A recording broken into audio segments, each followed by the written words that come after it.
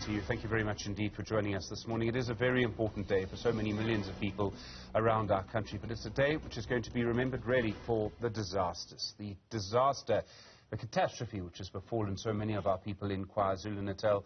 Also news coming through. You've seen RTM Tingana reporting on that fire in the Western Cape. We have reporters stationed in various provinces tracking all of these developments for you. We start in Phoenix in KwaZulu-Natal. Mnisi following up on people who are still missing in the wake of those floods. Palani Pakadi keeping an eye on search and rescue operations in Durban. We start with Linda Mnisi. And Linda, with the death toll in KZN, now nearly 400 funeral parlours in the province have their hands full. 27 people still reported missing, and operations to retrieve remains trapped by rubble are well underway. Newzroom Afrika, Linda Mnisi, outside a government mortuary in Phoenix. He joins us now. Linda, good afternoon to you. This is one of the very difficult parts of the story. What are you seeing there?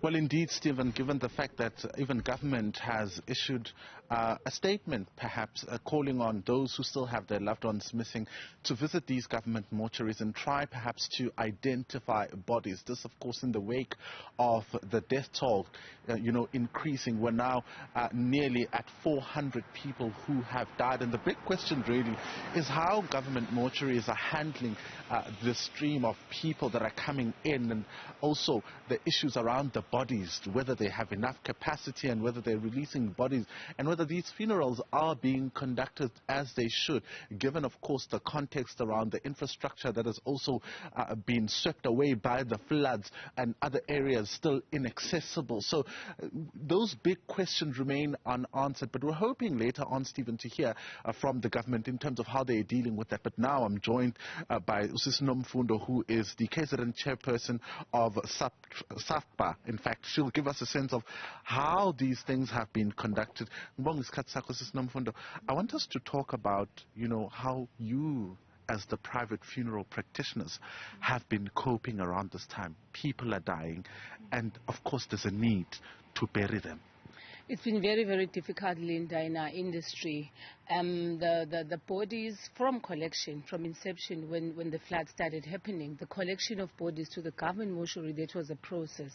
It was difficult. It took time to take them to the mortuaries, and to the government mortuaries. And from government mortuaries, post-mortems haven't been done.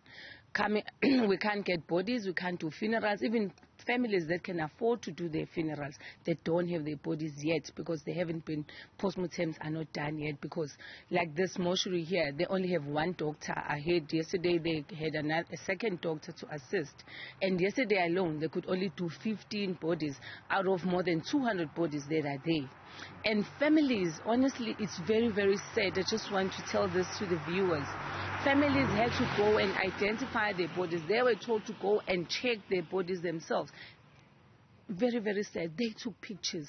If you can see the state of our mortuary, just the one behind us, is very, very sad.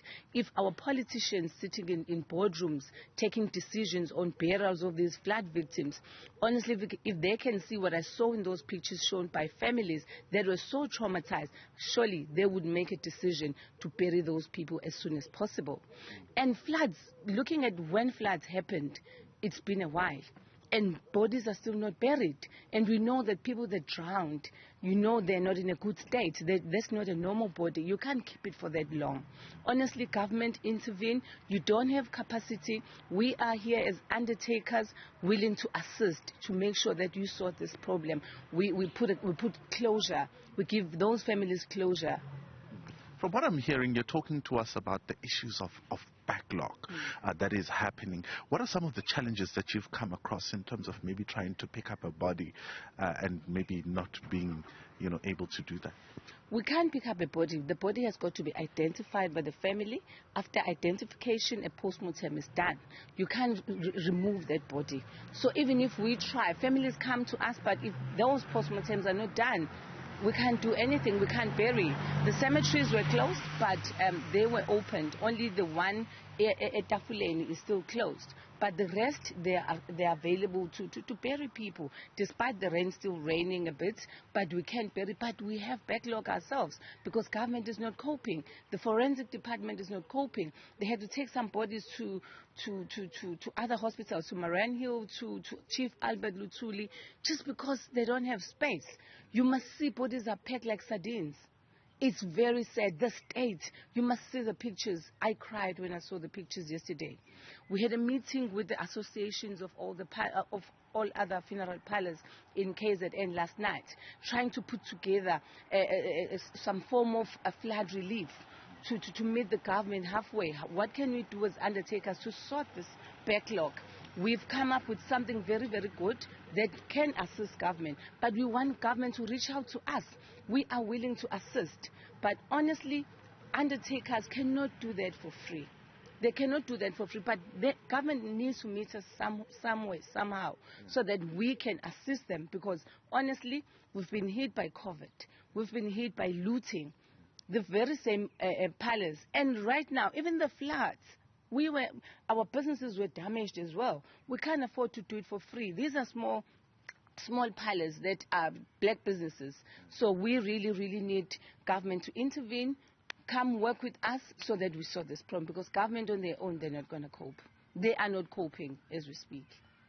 All right, thank you very much for your time. That's Sis Nomfundo from the SAFPA, who in fact is an association for funeral practitioners here in KwaZulu-Natal. She is a chairperson, Stephen, giving us an indication of what is happening in these mortuaries, especially the one behind me, because it's believed to have more of those flood victims, saying that the forensics are in fact not coping. There's major backlogs and challenges, and the bodies are not being released, and they're stacked, she says, like sardines. And it's quite a sad situation for families who also have to come and identify these bodies. They've put together a package, Stephen, as she says, to assist in the burial, because they themselves, are not in a position to just offer free funerals, and will be able to, in fact, do that at a cost that they request government to assist with.